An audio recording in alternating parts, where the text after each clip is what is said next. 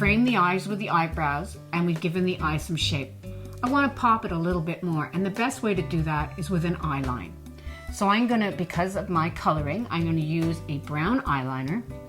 And the most important thing is when you put on your eyeliner, you want to take it from the outside of the eye. A general rule is wherever you put the brush first, you're going to get the greatest deposit of color. You want any thickness of an eye line to be on the outside of the eye.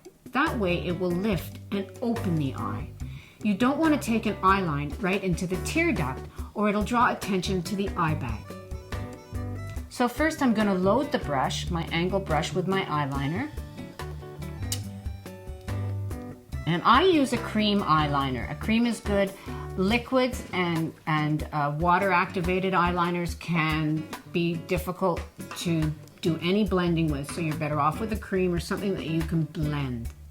So I'm going to start on the outside of my eye. And see, it's going to be thicker on the outside. And then I'm going to go on the inside, but I'm not going to take it all the way into the eye duct. Just shy of that. Then I'm going to take what is left on the brush just to put a little bit under the eye. You only want to use what's left because you want just a shadow of an eye line under the eye.